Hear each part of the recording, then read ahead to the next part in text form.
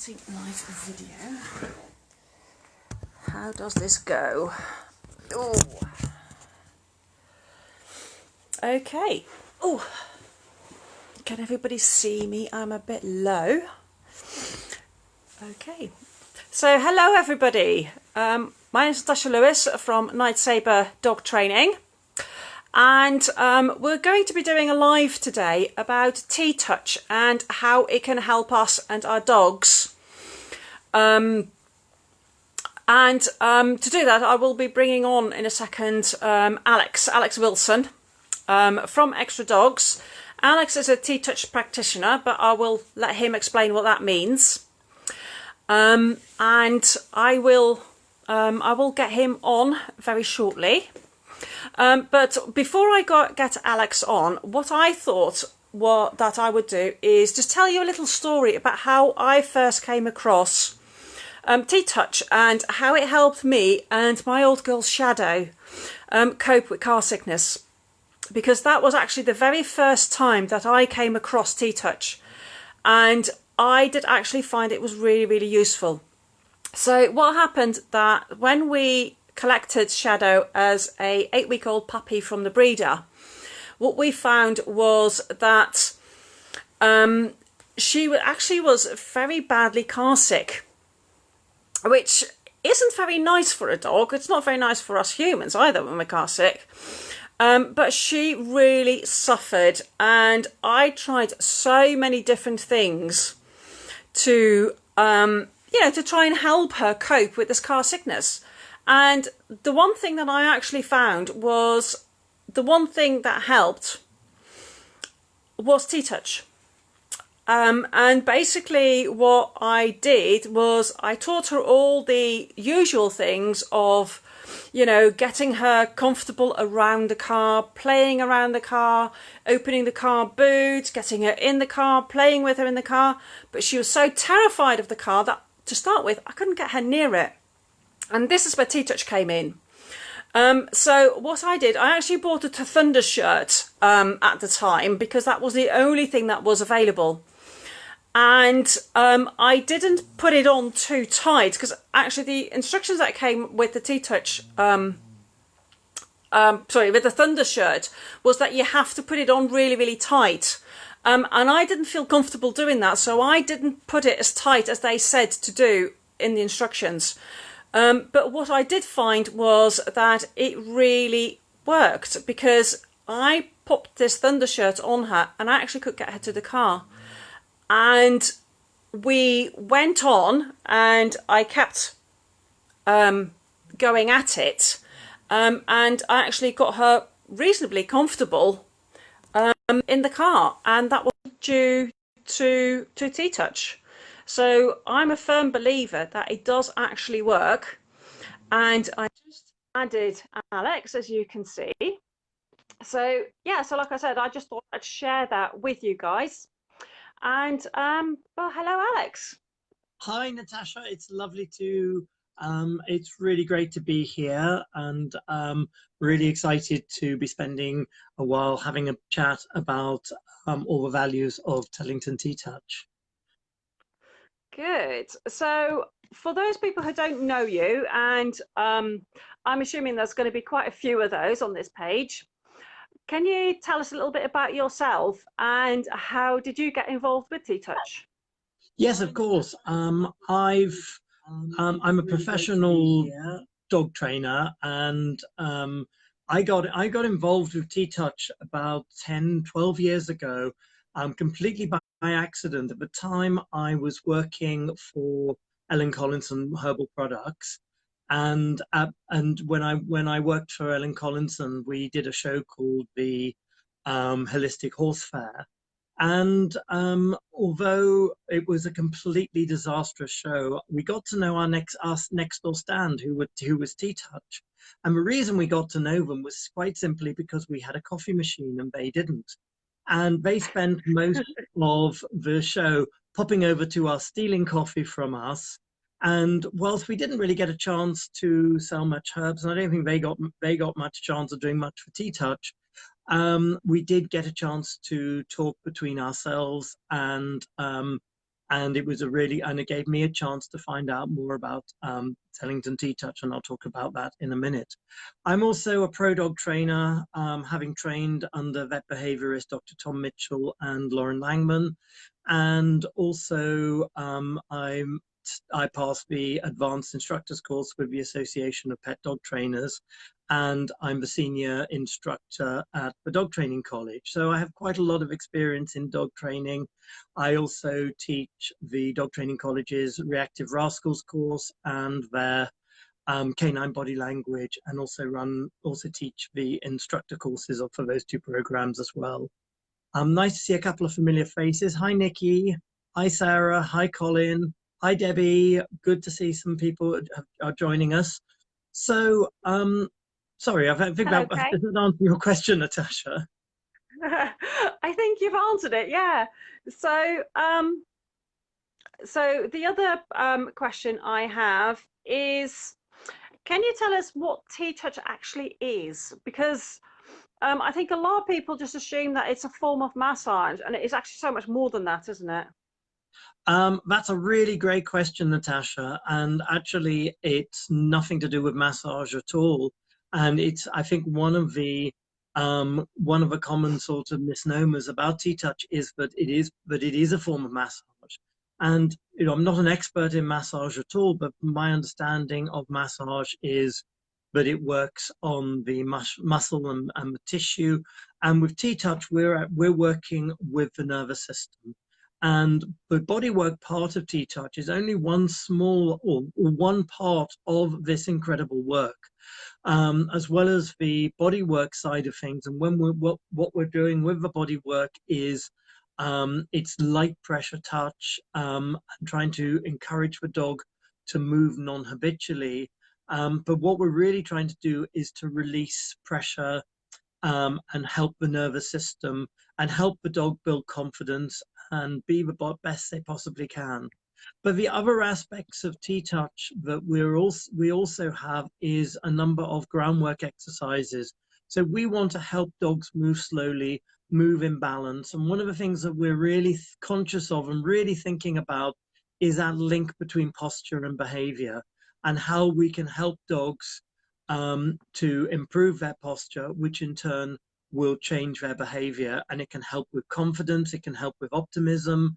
And with reactive dogs, not a favorite word of mine, but with reactive dogs, it can help them be more calm and more relaxed. So TTouch really is a fantastic modality. You can really, it really is it's a training tool, and fits in. And really, I like to try and think of it as a set of tools. You don't have to be doing a pure TTouch session. Me, myself, I tend to work with the dog in front of me and look at what is the most appropriate method to help that dog. So I might do games, I might do TTouch, I might look at concept training, but all the time I'm looking at the best solution to help that dog. And a lot of the time I may use one or two aspects of TTouch and combine it with other things. I know there's a number of clicker trainers who also do TTouch. And it's a question of just choosing what is the most appropriate action for that dog. But there are a number of tools that we use in TTouch within the groundwork side of things. I love all the groundwork techniques. I love the rope work that we use, which really does help the dog to walk in balance, to help the dog move slowly, and help the dog to make some really great choices. Hi, Ruth. Hi, Gail. Great to see you're here from Portugal. And I think, I think, Natasha, that's a very brief sum up of all the really, wonderful things that we can do with this work. Yeah. So how can it help people watching this video with their own dog? It's a question of, I can't sort of teach you TTouch here in a short webinar. However, if you get the opportunity to learn TTouch, to go on a course, by having the tools, by knowing some of the body touches, all the body touches have really cool names. They're all named after animals. And this work was started, gosh, probably over 40 years ago, by a lady called Linda Tellington Jones and her sister Robin Hood. And a lot of the body touches was work that Linda did instinctively originally on horses, that's now been developed to working on dogs and other animals. And just using these touches, helping the dog to make choices, but also combining it with body language and observations, because it's all very well to be doing the work on the dogs, but we've got to also be mindful, looking at what the dog is actually telling us and helping us to decide whether what we're doing is appropriate. One of our practitioners who's based in Cornwall always says the worst thing you can do about TTouch is not to do TTouch, because we talk about it as something we do for our dogs, not to our dogs, and we always give the dog the choice. So if the dog doesn't want to be touched in a certain way, we're going to allow the dog to move away. We're going to allow the dog to make that choice, and we might try something different. We might put the dog into movement. But the one thing about TTouch, it's not like going to the chiropractor or the physio where the work has to be done to the dog. With TTouch, it is about giving dogs choices, and it's about the work really, really benefiting the dogs. And I really love it, when I'm doing groundwork with the dogs, when I've got dogs moving on ropes, or I've got dogs on 2 points of contact with a harness, just seeing those dogs make choices, and really seeing how the work can really benefit those dogs. I was teaching last weekend in Derbyshire, and we were doing some work with body wraps, and we really saw this collie who was really, really nervous, really, really stressed, and the dog really struggled to engage. The dog did a lot of rolling on her back, and we put a body wrap onto the dog. And for those who are not familiar with body wraps, they're elasticated bandages that really, really can help the nervous system be more effective. And it can also help the dog be aware where their body begins and ends, and where the real world begins and ends. And we put this body wrap on the dog, and the confidence that oozed from this dog just within a couple of seconds, the dog completely changed, and the dog really, really became a lot more optimistic and was able to engage with their person so much better than it had done before. So this work really does have incredible results. Yeah, it does sound really interesting. Well, I have done a course with you before, which is why I've asked you to come back and teach another course here near Blandford for this year, back in September, in fact. And I think is it the 7th and the 8th? Is Yeah, that I right? think that's 7th and that's 8th the of date we've got September? in the calendar. Yeah, so it's the Saturday and the first Saturday and Sunday in September. Yep, it is. Um, and So that's when you're coming back down to Dorset. Um, so for those people who actually work with dogs, like vets and dog walkers and groomers, how can TTouch help them? That's a really good question. I just seen Tanya has just joined us, and Tanya is on the TTouch training program, and she was assisting me on the course in Derbyshire. Hi Tanya, it's glad that you're with us again. God, didn't you have enough of me at the weekend?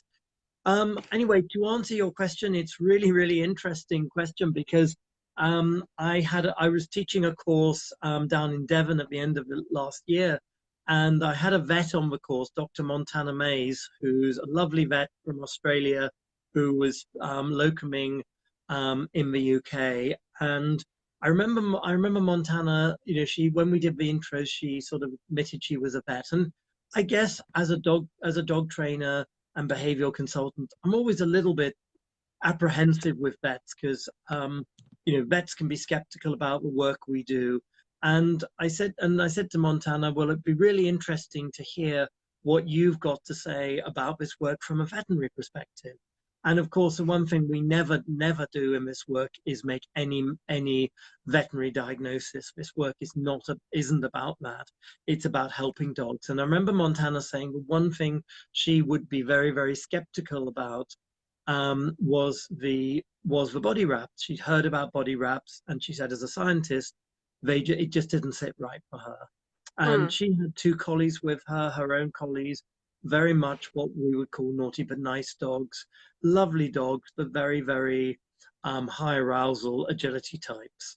And I said to mm, Montana, I said, let's put a wrap on your dog. And she sort of looked a bit skeptical, and she agreed. She's a nice lady and very polite. And so we put a wrap on one of her dogs, and the dog started to relax, started to calm down. Well, she was absolutely amazed, and she bought a couple of body wraps with her. And she now is running a rehabilitation center near Sydney, Australia. And I believe she uses body wraps in her rehab center, and finds the TTouch part a very useful part of what she does. And yeah. I think TTouch is used by so many different aspects of the dog world. It isn't just something for dog owners or for practitioners, but dog trainers, agility people. A lot of people in the agility world are seeing the value of TTouch and seeing the benefits, particularly where you've got a dog that's high arousal, particularly after it's competed. And some of the touch work that we can do can really help a dog come down from arousal. And as I'm sure many people are aware, based on research carried out by Tom Mitchell et al. At Bristol University in 2013, where they did a study that a number of dogs can take up to 72 hours to come down from a threshold level. And using some of the work of TTouch, using body wraps, using the techniques we have, it can really speed up that process of helping dogs come down from arousal. I'm not saying that a dog that is right up a threshold is going to just be lying on the couch in a really soft, relaxed way with some TTouch, but it will help the dog. And as part of that management program, it can be a really, really useful tool to have. You asked Okay. also about This. dog walkers. One of Yeah. my team here at Extra Dog, Jane, runs the Extra Dog Walkies, which is a new division of our business, doing dog walking. And I know Yeah. Jane uses TTouch a lot. She uses the Zebra Touch, which is one of the touches, as a way of helping dogs if they get a little bit overwhelmed on a walk. She'll do some slow Zebra Touch on the dog and help the dogs to calm down. Also, some of our groundwork exercises, again, can be a nice alternative to going for a walk. So if you've got a dog that's very, very overwhelmed, that maybe has had a situation where it's near that threshold point, give the dog a day off from a walk.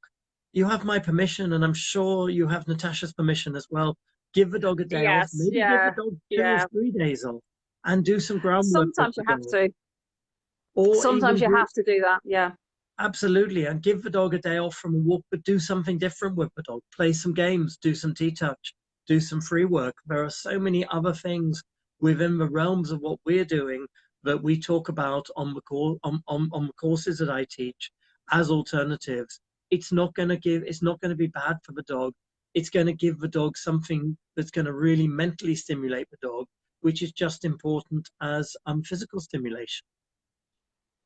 Okay. We've got a message that a question coming in from Gail, and she said, "What would you recommend to help a dog who can be nervous to prepare him to fly in a cabin?" Hi, Gail. That's a really interesting question.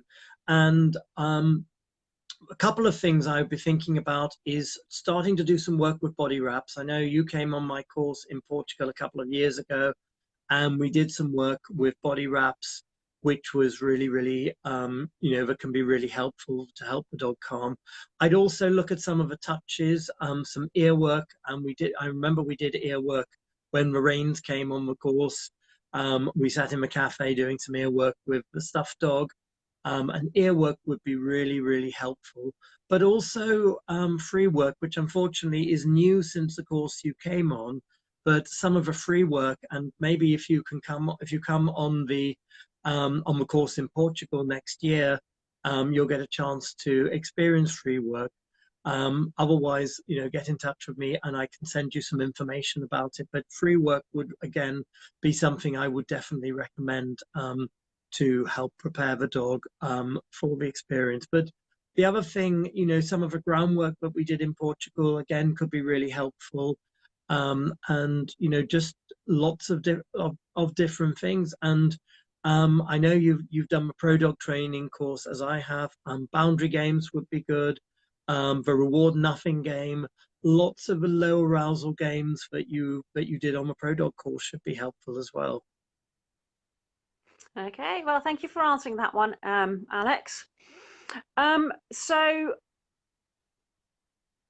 the other question I have is, I think we've answered that one about how TTouch can help dogs. I think we've answered that one already.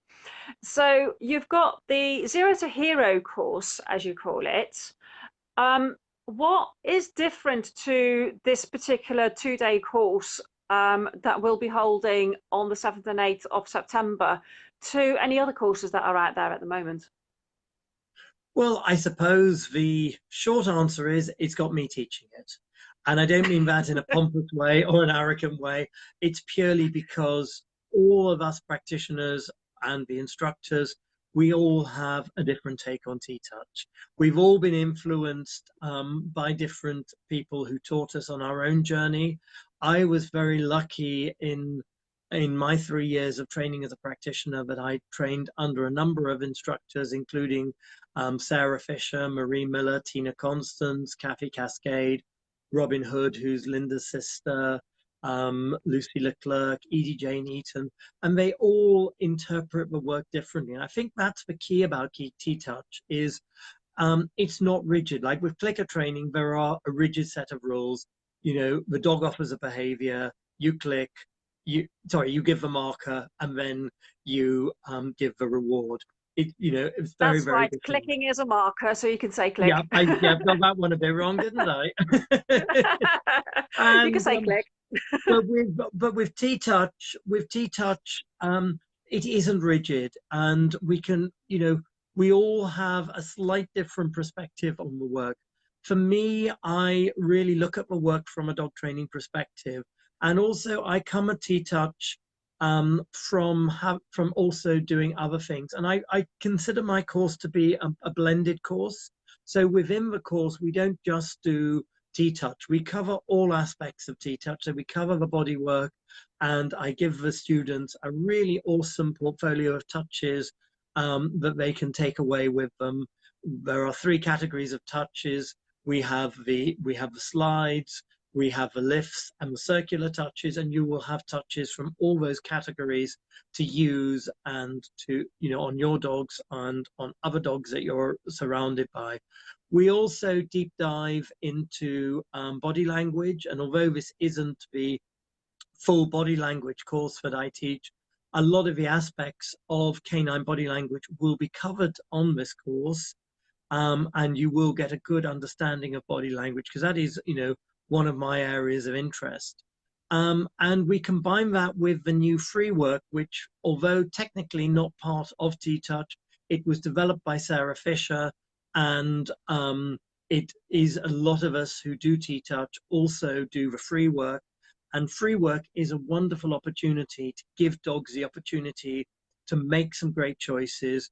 And what we do with free work is we set up a number of stations and different surfaces. We load those stations with food, and we take the dog, we take everything off the dog, so collar off, lead off, harness off, and just allow the dog to engage with those stations and be able to lick, eat off the stations, and be able to make choices. It's a really, really great way to observe body language. It's a really great way to be able to get a better understanding of a dog. And then we add back in various bits of equipment. So I might start just popping the harness back on again, and also start to look at what are the changes to the dog. Does the posture change of the dog? Does the way the dog moves change? And this can give us so much useful information. And I'll give you an example I was on an instructor training course for free work with Sarah Fisher and Lucy Leclerc earlier this year, and it was really, really interesting. My dog has always worn an extra dog harness. Yes, I'm biased to them because it's my company, but we put we I took the harness off and let Arapaho, my husky, do some free work, and then then I went to put the harness back on again. Now it was really, really interesting that she started to move away from me when I picked up the harness, and when I did put the harness on her, it was amazing. She just dropped her head, her posture completely changed, and I realized that whilst it's a very good harness, it isn't the right harness for her. And now she Mm. wears the TTouch harness, which is a much lighter harness, and that is a lot more appropriate. So it gives us a way, not just to understand body language, but to actually see body language on the dogs in a very natural environment. We can then add a sliding rope onto the back of the harness, and see how the dog moves in that situation. But all the time, I will also, I'll start to take the equipment off again and see a comparison of how the dog behaves with the equipment on and the equipment off. And it really is a useful exercise to see, how the dog behaves, how the dog copes with situations. And this is something that I teach in my courses, and it will give some students the opportunity to do free work with their dogs, but everybody will get the opportunity to observe dogs doing free work, and it really is a tool to make us into dog detectives. The Um, other the, thing that the, I do is, yeah. because I'm a concept trainer, we will talk about some concepts like optimism, confidence, and so on, and how we can use TTouch to help build some of these concepts with dogs. And I also am very interested in body wraps, as I mentioned to you, and we do quite a long session on body wraps. And then the students will also have the opportunity to try everything out, to do some body work, to do some groundwork, to hopefully do some free work. People will have the opportunity to try with body wraps if they want to, and really get as you know a deep dive into TTouch. We try and cover as much as we can in 2 full days. We start at 9:30, we finish at 5:30, and we really try and give you guys the best possible opportunity in 2 days to really take you from a zero to hero in TTouch in a very short period of time. Well, I did the course last year when you kindly came down and taught it for me for the first time, and I have found it really, really useful.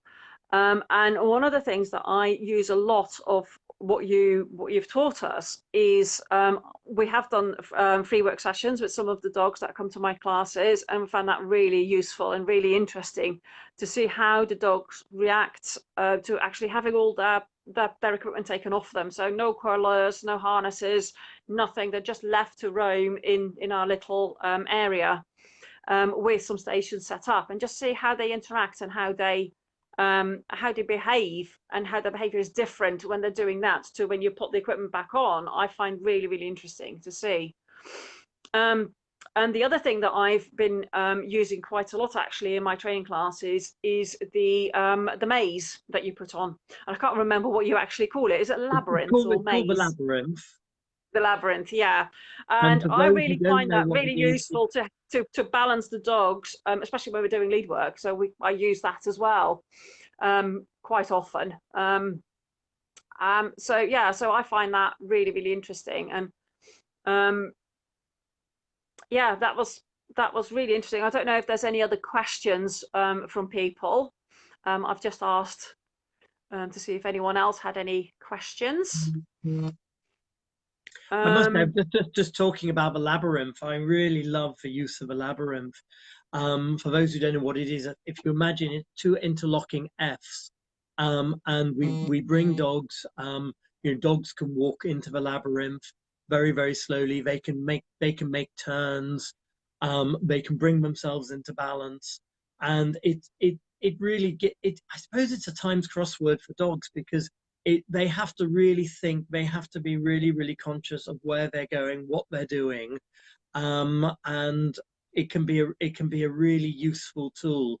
If any of you are familiar with figure of eight walking, where you have two cones and walk dogs slowly, between two figures of eight, that works in a similar way. But the labyrinth just takes figure of eight walking to on up to onto a completely different level. Oh, I see we've got Marion has just joined us. Is another TTouch practitioner, and Marion and I did a lot of our training together. So welcome, Marion. Good to see you here. And when we're setting up a confidence course, I guess the central point is this labyrinth, but then we'll have things like parallel bars or parallel poles on the ground that we can walk the dogs through. We'll have different surfaces to give dogs different sensory experiences through their paws.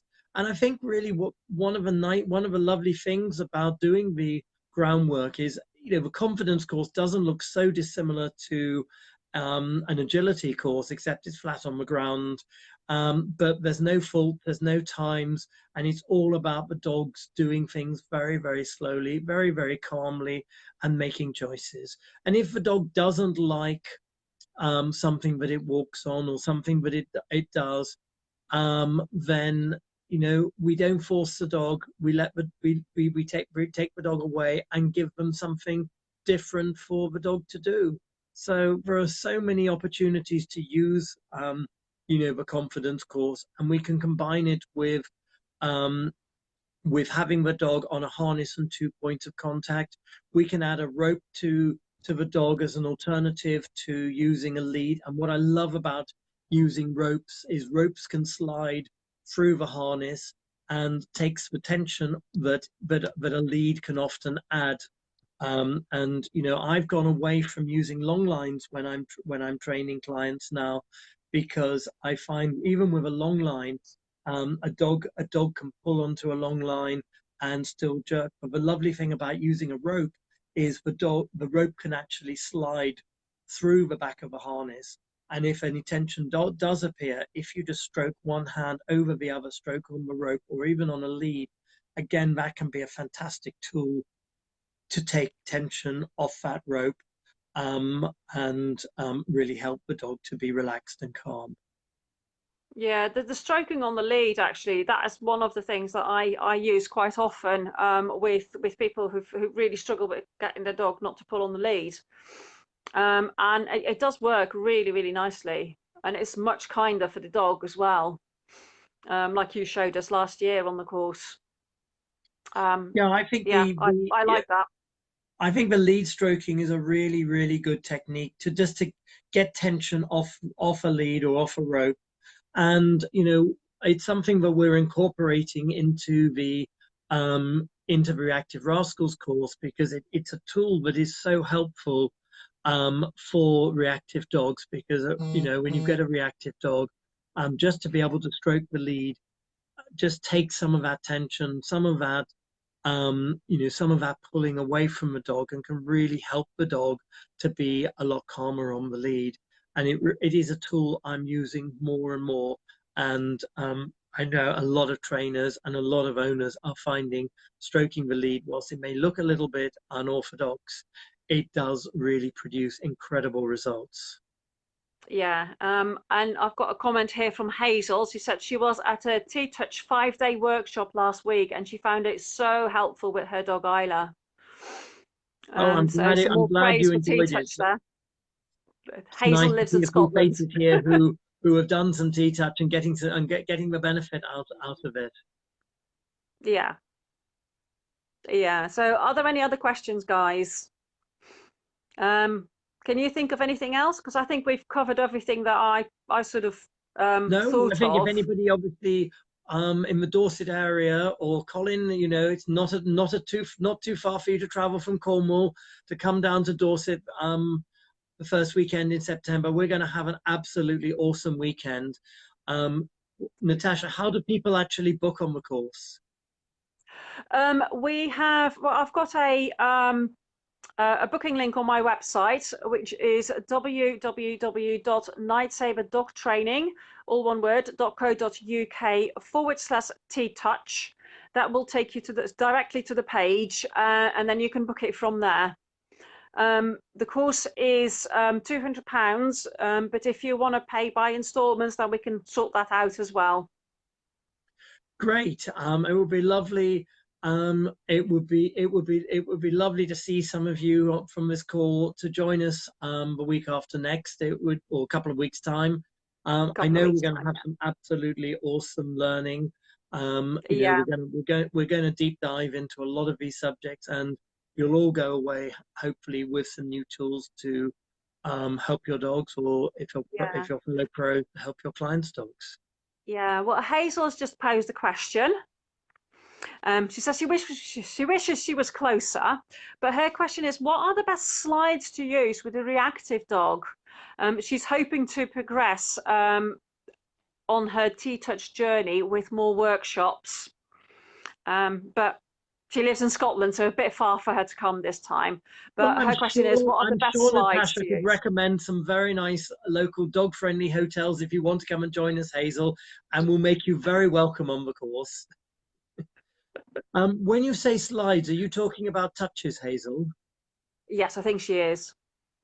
Um, well, I think it's a difficult situation, and if you've been on one of the practitioner trainings, I think you will have heard that lovely expression, which is "it depends." Um, I always say start somewhere, see what the reaction of the dog is, have a look at that body language. I'll often start with either the zebra touch, which is the slide touch, or the llama touch, which is the one using the back of my hands, because both those two, the llama touch is really non-invasive, because sometimes using the back of a hand is is um, is less invasive than using the front of a hand. Also, the back of a hand can be cooler on the dog than the front of a hand. But the zebra touch, which used to be called the zigzag, again can be really useful because it's a connecting touch, and you can use it very fast to create arousal up, or slowly if you want to lower the dog's arousal. But they would be probably my first two. But again, I would be looking at the body language of the dog. I would try 2 or 3 touches, see what the dog is telling me, because at the end of the day, we have to ask for questions of a dog. Is this okay? Are you enjoying it? Do you need to move? So I'm going to be looking at things like, does the dog move its head away? Does the dog lift a paw? What is the dog actually telling us? Because the more we can do this work, and any work with dogs that's appropriate for the dogs, the better the relationship we're going to build with our dogs, and the better we're going to be at training those dogs to be the best they possibly can on their terms. And so much of what we're doing with dogs is on our terms. What I love about TTouch is the fact that the TTouch allows us to do things on the dog's terms. And I think actually that's a really important thing to point out, actually, that it's all about choice at the end of the day. Um, Not just with TTouch, but with normal dog training as well. I am a big believer in giving our dogs the choice. And that doesn't mean that I will let my dogs do whatever they want to do. But I do provide them with some level of choice so that they have a little bit of an input in what we're doing together. I think that's so important. I think it is as well. And that's why I am a really big believer in choice. And I will actually actively teach my dogs that they do have a choice. But not all choices are going to lead to the outcome that they actually desire. Um, so if you think about self-control and stuff like that, giving the dog to the choice to either do the right thing or learn what the consequences are if they don't do the right thing. And I'm not saying that, I'm not meaning punishment as a consequence of not doing what I'm asking them to do, but there might be you know, for instance, if we're teaching self-control, I want my dog to show me that they can control their impulses. And if they don't control those impulses, then they don't get access to the thing that they really want. So, you know, that might be chase a ball. Well, you first got to show me that you can have um, some form of control over your impulses before you're allowed to go and do the thing that you want to do, and that's where choice comes in. So you know, the dog learns that different choices have different outcomes. And I totally agree with what you're saying. It makes so much sense. Mm. Anyway, so I think we probably covered everything that we wanted to cover today. And if there's any more questions, please fire them up below. Alex, thank you very much for coming on today. No, well, thank It you was for a having me. pleasure having It's you. been fun. I will just say this one more time. If you would like to come on the course, it's on the 7th and 8th of September. I think that's right. That's the Saturday and Sunday, the first weekend in September. That's when we're doing our course. It's at the Milbourne St Andrews Sports Ground, which is in between Dorchester and Blandford in Dorset. And if you want to grab your tickets, you can get them at www.nightsaberdogtraining.co.uk/TTouch. That's it for now. And we will see you again. Bye. Bye. Bye. Hang on. Why can't I?